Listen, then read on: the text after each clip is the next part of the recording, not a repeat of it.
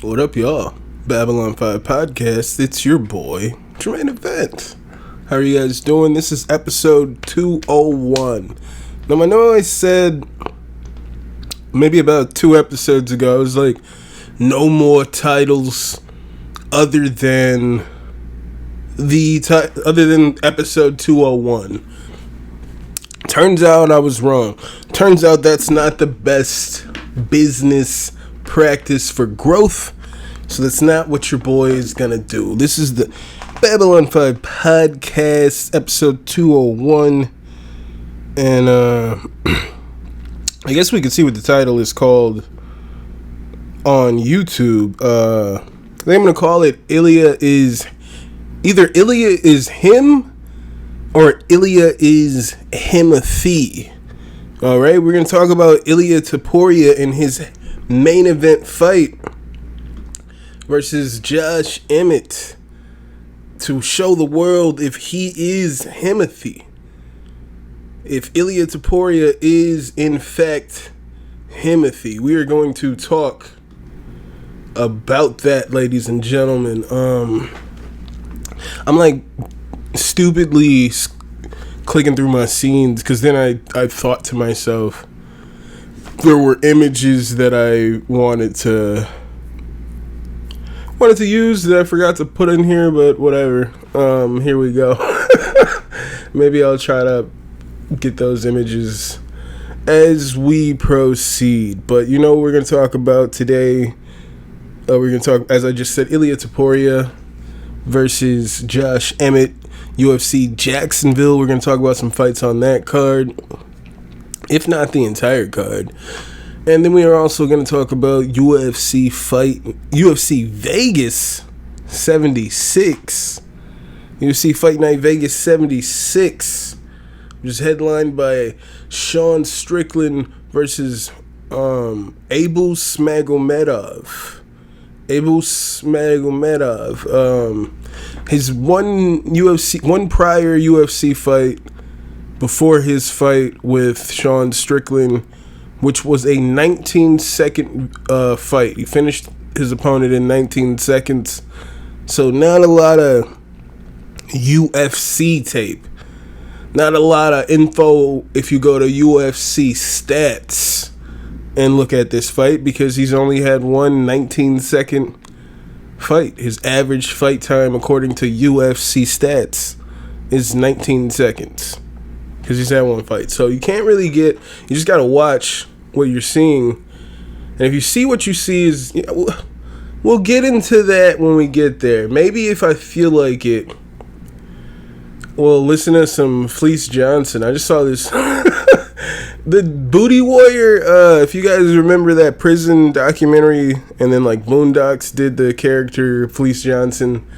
He's out of prison. Y'all know I fucks with the YouTube prison community, support them heavy,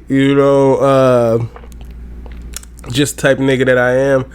And yeah, so these Fleece Johnson videos, the Fleece Johnson, that Booty Warrior guy, is out of prison, and he's telling his prison stories, and they're fucking terrifying. The last shit that just came out a few hours ago, I'm like, is this a skit, or is he being serious right now? Because this is wild. And some of the wildest shit I've ever heard. And I listen to a lot of prison stories. Like, I listen to prison stories probably every day. Alright? Prison stories are my new Eminem. I listen to prison stories every day. And if you guys would like to follow this podcast on Instagram and Twitter, it's at Babylon5Pod. You know what I was thinking about the other day? I've been thinking about it here and there, but then like recently I was like, nigga, it's time. I was like a potential rebrand. I think when I started this podcast, the Babylon 5 Podcast, I had come off of a podcast hiatus. I mentioned here, maybe you guys don't know, but I was on a podcast with some guys I went to high school with about a year prior to. Well, I think that podcast lasted like maybe 2 years or some shit like that, or a year and a half before I left. And then I think they continued for a while. And then, yeah, it just went away with time, I guess. Not everybody wants it. It's interesting, just to touch on the fact that I used to be on a different podcast, because some of my frustrations with that podcast, one of the cast members, like, would not even talk, right? He wouldn't talk. Like, he would say something, and then he'd be like, oh, why is... we would be like, oh, why'd you say that? And he'd be like, I don't know, just because. I'm like, you don't want to talk about it? You don't want to tell us why? He's like, nope. And it's like, well, we're on a podcast, and you brought it up. Why not expand? I'm good. And I was watching the Joe Budden shit, and, because I just recently been... The Joe Budden podcast compilations, when he had Rory and Maul, they've been popping up on my timeline a lot lately, and I've been watching those, and they're pretty funny. I'll watch, oh, this is the sports analogy, oh, this is Joe attacking Maul, and they're all the same clips, and I watch them. I'll probably watch another compilation today.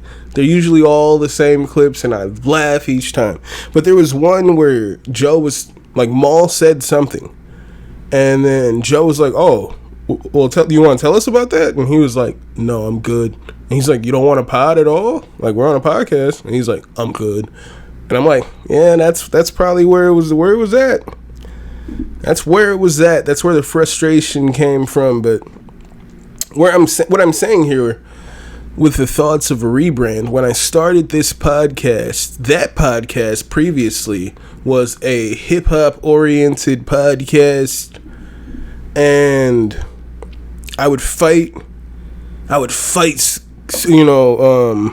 scratching and clawing, teeth and nail, to try to talk about sports. I would, like, at the start of episodes, I'd be like, shout out to this fighter, who trains at Rufus Sport, just fought for the UFC, won this weekend, via blah, blah, blah. I would just, like, shout it out, because they were, like, they were completely against talking about things other than hip-hop. When we started the podcast, I was like, we shouldn't make it a hip-hop podcast, because it just limited anything we could talk about. And I personally am not that invested in anybody, like, in hip-hop. I'm not that invested in hip-hop or what strangers are doing in hip-hop, that I needed to make a podcast based off of that. I'm very invested in fighters, the martial arts journey. I think it's very interesting. I don't see how more people aren't into this. Like, it's the best shit. So yeah, I tried to talk about other things. I didn't want to be limited. I didn't want to limit our content, and I, for the most part, didn't want to come in every week just to talk about hip-hop and then have to, like, force these opinions based off of, like, one quick listen, if I could, of some random person's project. You know what I'm saying? So when I came to this podcast, I was like, I'm going to definitely talk about fights, I'm going to talk about wrestling, I'm going to talk about Dragon Ball, I'm going to talk about everything, hip-hop, rock. We're going to review everything. That was the original mission, was like, these niggas can't see the vision, so I'm going to go make it happen. That's how the Babylon 5 podcast started. I mean, I never wanted to stop podding. I'm not trying to say it was a thing to get back at them. I wanted to pod, but I wanted to pod the right way. You know? I wanted to pod the right way. Just a little side note on that other podcast.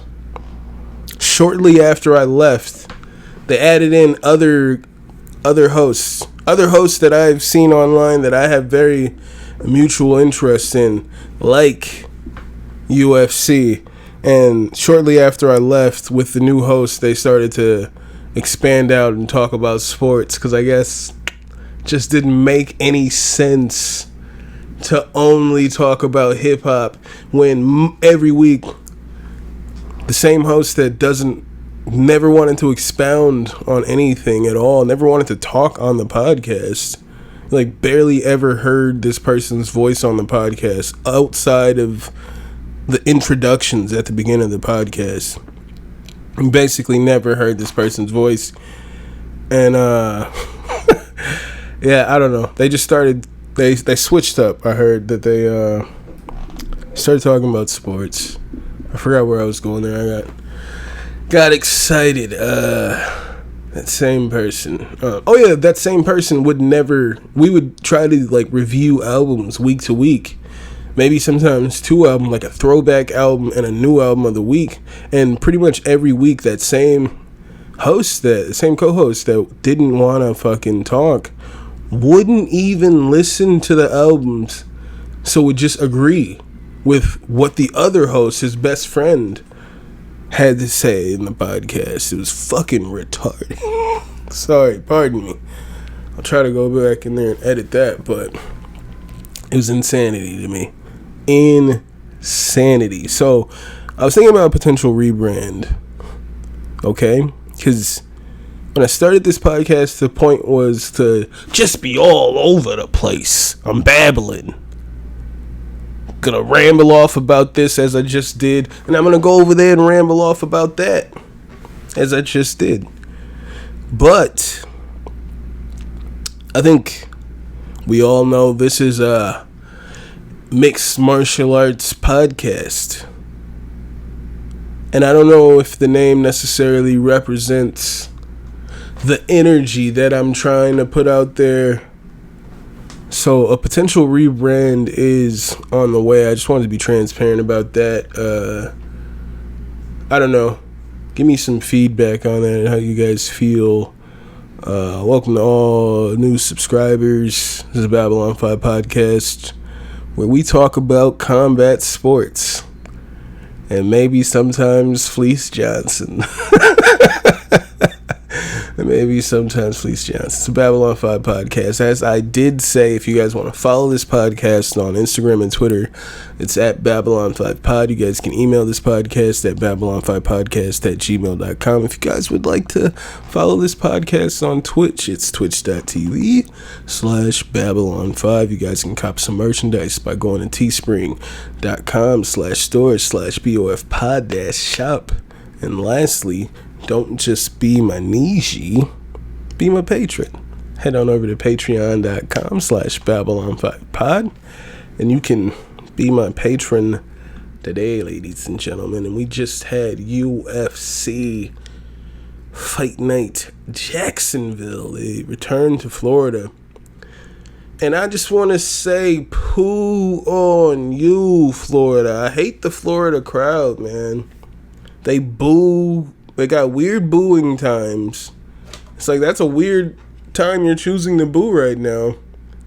And just weirdly placed USA chants, you feel me, my nigga? That's the place. That's what's going on over there. Why did they zoom out? Right? Video like just zoomed out. I'm like, alright, anywho. I hate that crowd. I think that crowd sucks. But yeah, we're gonna talk about some fights, man. In the headline, we had Ilia dominating Josh Emmett, and I believe it was like one of the first times I've ever seen. Damn, I don't know what the scorecard was. Maybe if I go to UFC stats, I can find the scorecard.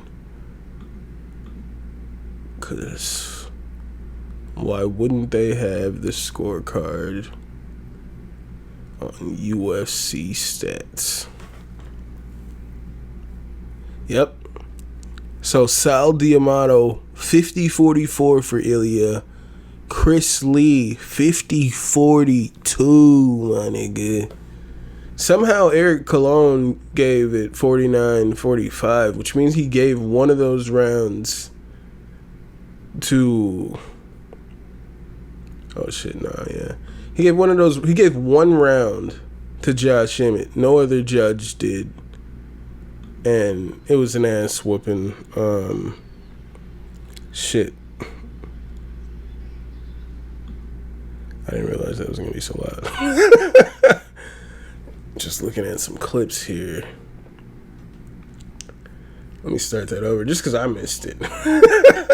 Yeah. Topuria is all over this man. All over this man.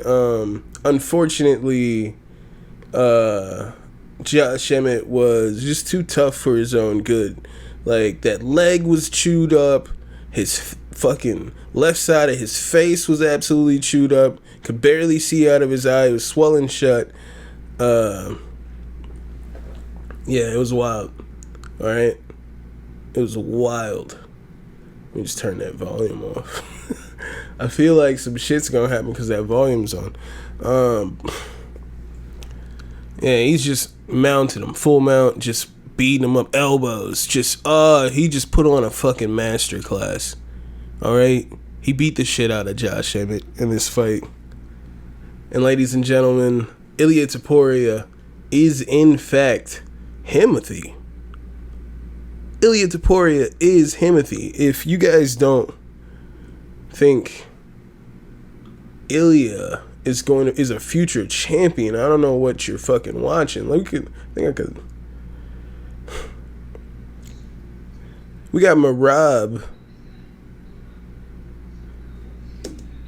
Marab says he sparred with Ilia Topuria, and Topuria dropped him 3 times, and he knows he's gonna be champion. And Ilia says, "No, I've sparred with Marab, and I know he will be champion whenever he wants." It's a real heartfelt little moment. The audio's pretty bad there. I don't want to go in there. Oh yeah, man, some pretty good fights. Shout out to David Onama. But let's go back to Ilia Topuria defeating Josh Emmett. He calls out Volkanovski, obviously, as he should. He should call out Alexander Volkanovski. Who else is on the docket other than the champion? Just beat number 5 in very impressive fashion. He just dominated Josh Emmett, as I thought he would be. I thought he'd be too fast, too powerful, and he lit that boy up. I thought Emmett was going to retire. It looked like he was retiring. And even the way that Cormier asked him, he was like, "So what's next, Josh?" And he's like, "I don't know. I'm going to talk to my coaches, and we're going to talk to Dana White and everybody, and we're going to see." And it was like, damn, when you took off the gloves, it kind of really looked like you were about to retire. Oh, it says Ilia trains at MMA Masters. That means Ilia trains with Colby Covington. I like that. That's pretty cool. That's probably where he improved his striking. Working with Colby Covington. It's all making sense now. He trains with Colby, who should be undefeated. Because, it was early stoppage when Mark Goddard stopped the fight against... Sorry, my wife. I sent my wife the Felice Johnson video, and she just texted me saying she's not opening that video. It's crazy. Damn, where was I going? Just lost myself. Yeah, so I think I was saying talking about Josh Emmett retiring. Looks like he was going to retire. He didn't. I'm not sure what happens next for him. Yeah, I think I was saying something else. Ilia trains with, I was talking about Colby. Oh, early stoppage with Mark Goddard, right? In the first fight. That fight shouldn't have been stopped then. Colby possibly would have won on the judges. On the judges' scorecard. In the second fight, Colby got robbed by the judges. So, he lost to Warley Alves, so I guess he wouldn't be undefeated. But should have less losses. Let's put it like that. But Ilia looked like a beast.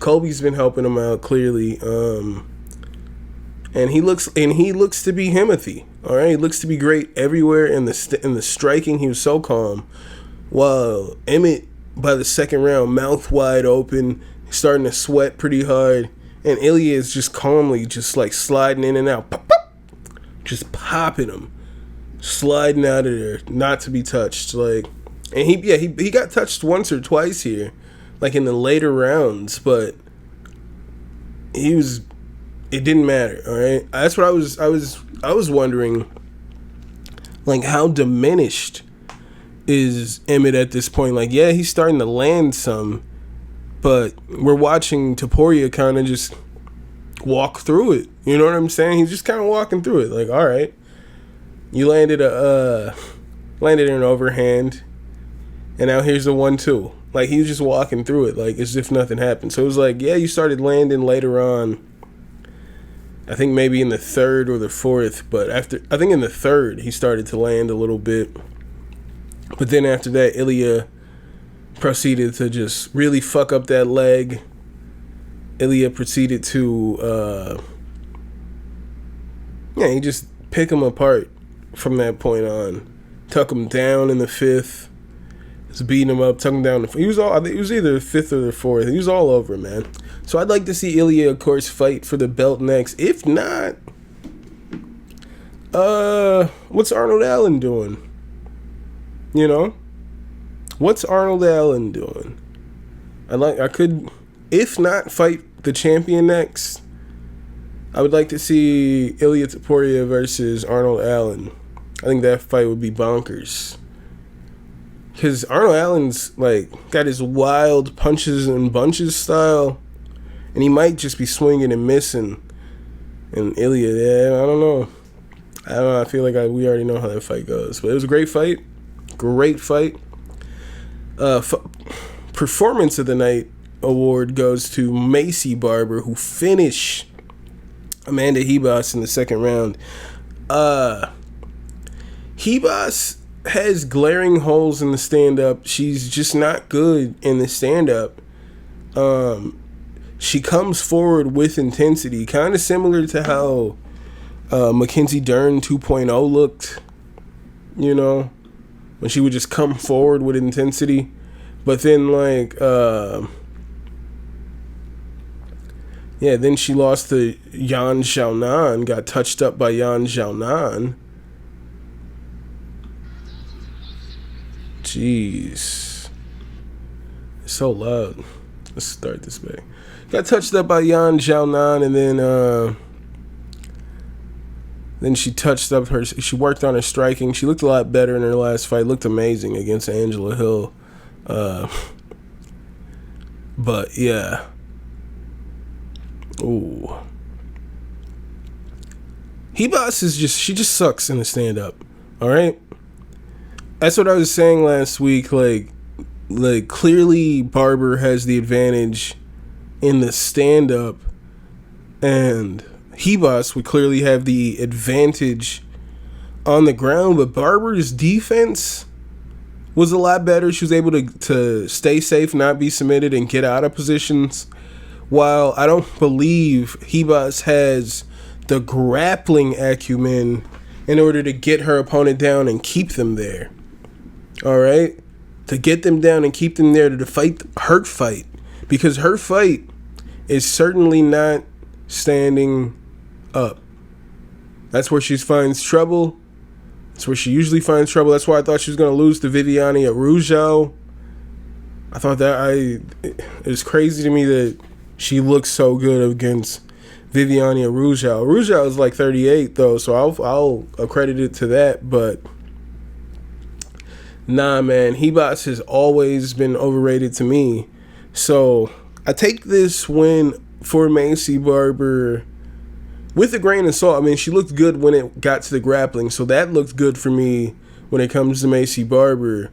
But as far as the striking, she should look that good against Ribas, because Ribas is horrible right now as far as the striking is concerned. That's just where I am with that. I'm trying to go through, see if I can see some cool exchanges. Just to head back to Taporia. I couldn't really. Well, I was like, I could try to find some gifs. You know what I'm saying? But I figured, since I figured out how to hook up the internet here with this video, I'm like, or my display with this video, I'm like, all right, I could just go through Twitter and probably find some actual videos of the fight. Yeah, he was all over this, man. All right, all over this, man. Doctors coming in, checking this man's vision. Brendan Allen finishes Bruno Silva in the very first round via rear naked choke. Gerald Mearshart in his corner, who also finished Bruno Silva in the first round, I believe. Yeah, it's beautiful. It's beautiful.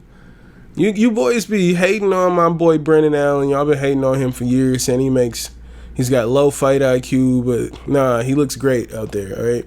Yeah, he had some losses when he's 27 years old. He's been in the UFC, like 6 years or some shit like that. He's had some losses when he was younger, but now he's like fully into him. He's coming into himself right now. He's calling out Israel Adesanya. He'd like to fight Jared Cannonier for a title eliminator fight next. I would like to see that. He would like to fight Dricus du Plessis after Dricus gets fucking annihilated by Robert Whittaker next. He'd like to fight Dricus du Plessis. I'd like to see that fight too, man. So, shout out to Brendan Allen for the great fight. This was the Peak Martiscal was a pretty interesting fight. That was a pretty good fight. Pretty tough fight. Go back and check that fight if you didn't. Shout out to Phil Rowe. Phil Rowe walked out to Tevin Campbell's Can We Talk, and that shit was probably the hypest walkout for me. They don't always let you see walkouts, but for that one, it was pretty fire. Shout out to David Onama, who they tried to say was toast, but my nigga, he's still the bread. There we go. David Onama knocking out Gabriel Santos and then hitting him with the Adesanya arrow. It's now the Adesanya celebration. It's no longer Alex Pereira. He took that from you, homeboy. It is now Adesanya's arrow celebration and no longer Alex, because Izzy is Alex's fucking daddy. Knock that nigga out.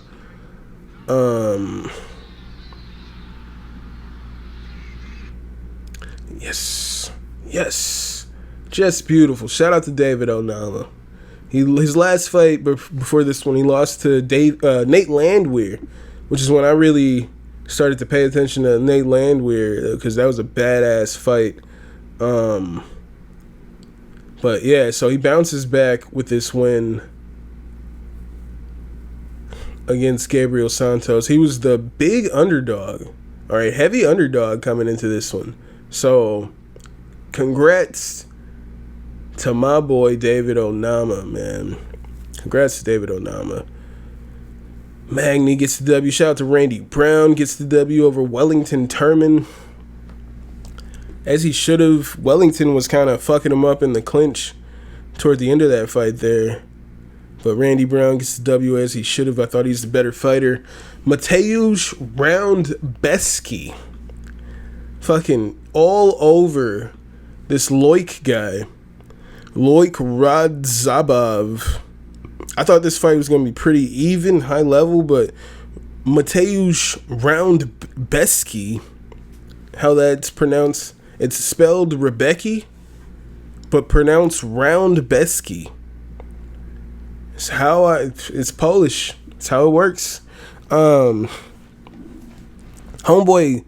was dominating him with the leg kicks right away, and then Loic in the second round went straight to the cage, back to the cage, because he needed that support in order to continue fighting. and he was just getting picked apart until the ref finally just said, enough of this shit. Enough of this shit.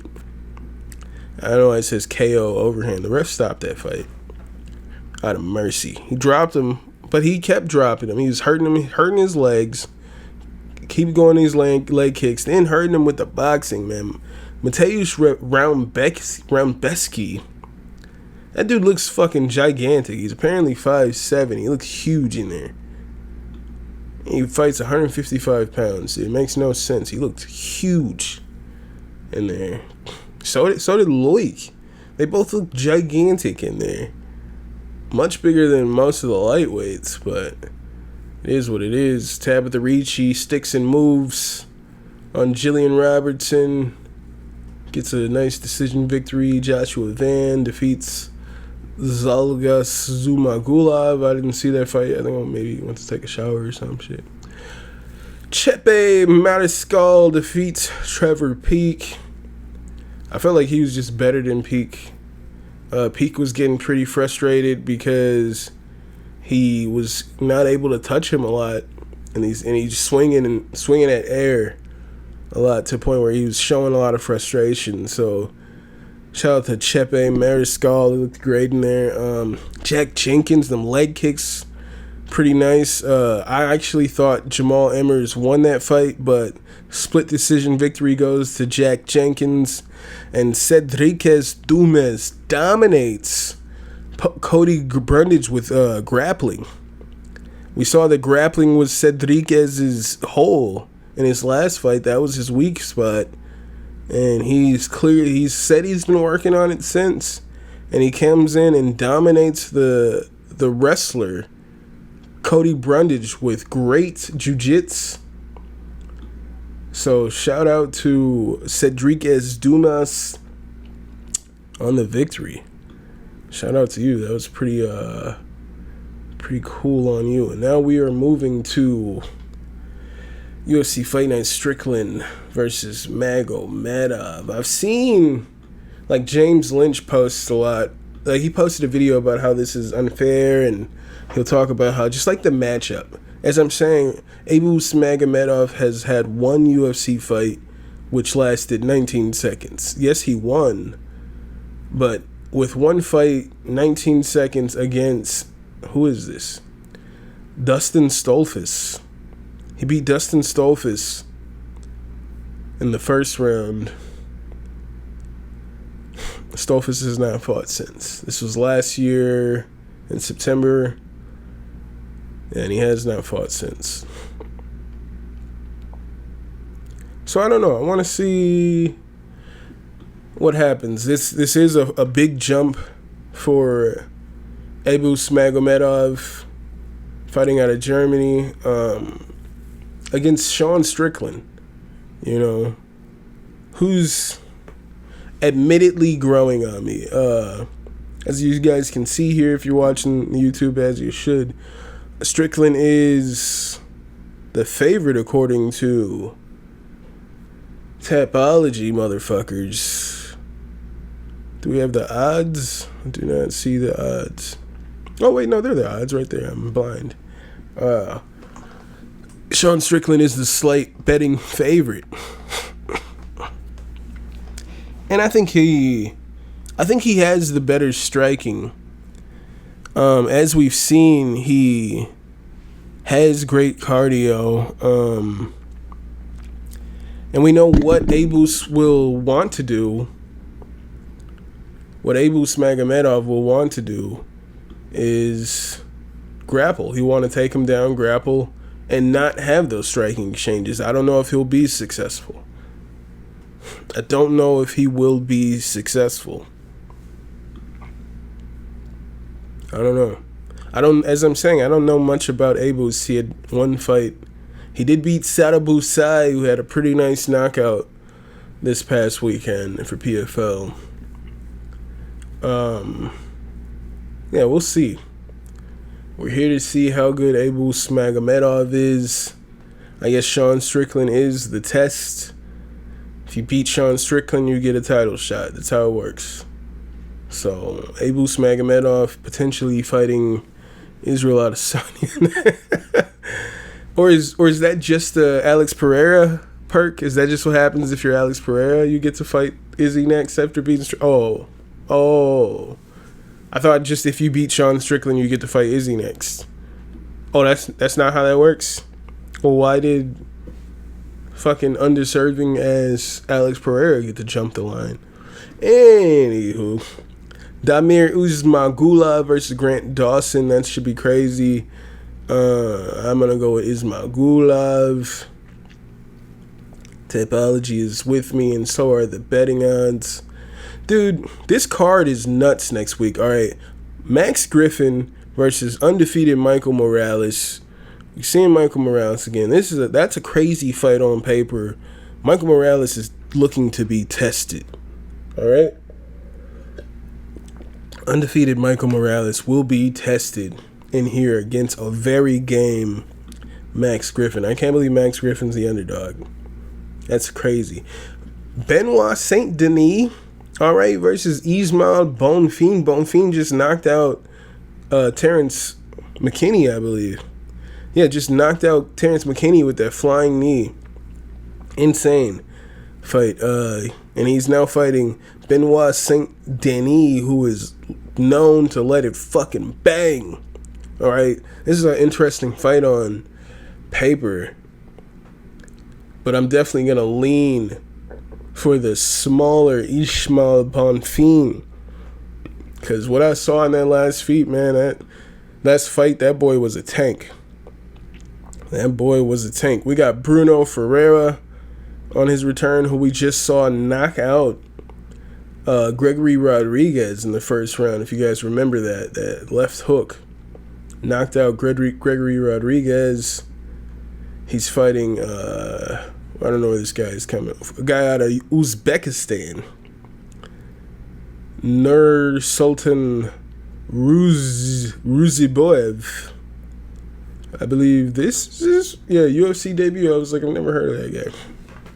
But the fight everybody needs to be talking about, ladies and gentlemen, the return of the Phenom, the Motown Phenom, Kevin Lee returns to the UFC, ladies and gentlemen, and he's taking on a monster. And Renat, fuck, what the fuck you talking about, nigga? The Gladiator. We last saw Renat fight Brian Battle, and he pretty much like wrestle fucked Brian Battle for 3 rounds. Brian Battle was very tough, and that he didn't get finished in the exchanges there, but Renat just all over Brian Battle in this fight. So this is a tough and very interesting return fight for the Motown Phenom and Kevin Lee, who was coming in here the underdog, as he should be. I didn't like what I saw in a lot of that fight against Diego Sanchez. All right? The Diego Sanchez fight left a lot to be desired for me, for Kevin Lee. Kevin Lee's coming in here shorter. He's 5'9". We're not 6 feet tall. Kevin Lee has the 3-inch reach advantage. All right? We all know Kevin Lee has great wrestling. All right, Kevin Lee has great wrestling, but what we've known is that Kevin Lee tends to have cardio issues. First round Kevin Lee is a motherfucking problem. But after that, you can pretty much wrestle him and submit him fairly easy, like a la RDA, a la Tony Ferguson. You know, we've seen it time and time again. He fades. He gives it his all, unfortunately, in the first round, my boy Kevin Lee. And then, just kind of gets zapped out of him as time goes. He got beat up by Daniel Rodriguez.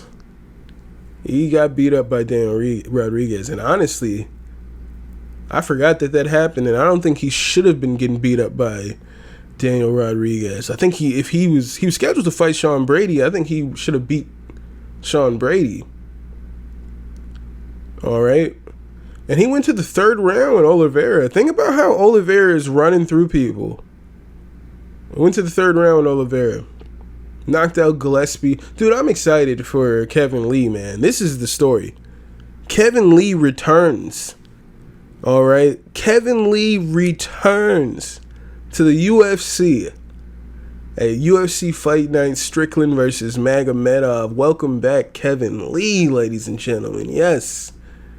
That was my first UFC live event, was right here in Milwaukee, Wisconsin. Kevin Lee versus Ilia Quinta at the Fiserv Forum. Newly built Fiserv Forum. Yeah, hell yeah.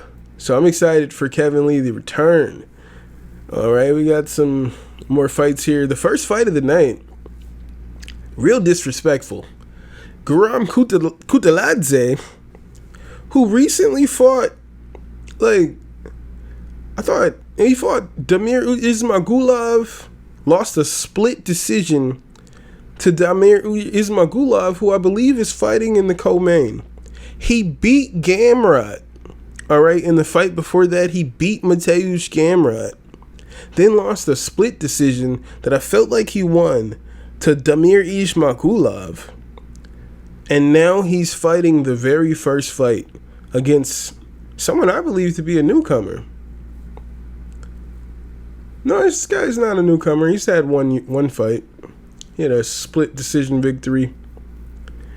Why is Guram starting this card off? Kutaladze is better than that, all right? Stop disrespecting my Polish fighters over here, all right? Stop disrespecting my boys, all right? Stop disrespecting my boys. But yeah, we got some fights. Alexander Romanov versus Blagoy Ivanov. Let's not skip over that, because that's a fight that's a man's fight right there. You guys know I don't like heavyweight mixed martial arts fights for the most part. Like, they usually are gonna suck and they're gonna be gassed out after the first round. Romanov could probably be gassed out after the first round, but I don't know. We'll see. I like Blagoy. He comes in there undersized, and he just but he's so skillful. He really be putting it on these dudes, and he just gets a bad rub from the judges, man. I've seen, he should have beat. I feel like I'm beating a dead horse with this, but he should have beat Derek Lewis. He should have beat Augusto Sakai. That was a split loss. That was a split loss for Lewis. Those were close fights that he 1,000%. They weren't even that close. They weren't even that close. They were clear that Blagoy had won those fights, but the judges, he got bad shakes, man. He should be 21-3 right now, and fighting some of the top guys. So I would definitely roll with my boy Blagoy in here.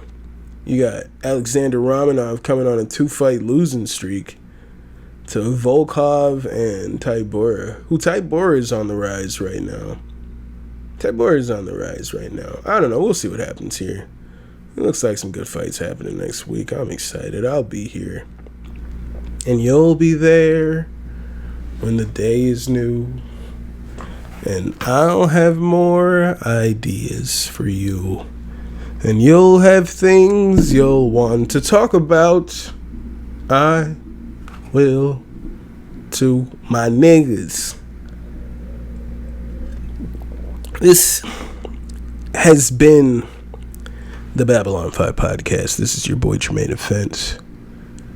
If you guys want to follow this podcast on Instagram and Twitter, it's at Babylon5Pod. If you guys want to email this podcast at Babylon5podcast@gmail.com, that'd be cool. If you guys want to follow this podcast on Twitch, it's twitch.tv/Babylon5. If you guys would like to cop some merchandise, head on over to teespring.com/store/BOFpod-shop. And lastly, don't just be my Manichi. Be my patrons. Head on over to patreon.com/Babylon5Pod, and you can be my patrons today, ladies and gentlemen. Thank you for being here for episode 201. Ilia is Himothy. I believe he could be champion. I don't know if he beats Volk. Shit, at this point, I don't know if he fights Volk. What if Volk moves up to 155? You know what I'm saying? What bothers me is the potential of Ilia Topuria fighting Aljamain Sterling. Just when I mentioned the relationship between Merab and Ilia, and Aljamain has already announced that he's moving up to that weight class after his next fight. So that's what I don't want to see. Is some kind of rift between Aljo and Merab, or even Merab and Ilia, for that matter, through that. That's what I would hope wouldn't happen, but I don't know. We'll see what happens. Thank you guys for being here. Another week. Same time, same bat channel. I'll see you guys next week. I hope you guys are taking care of yourselves and each other. And I'll see you when I see you. I'll holla.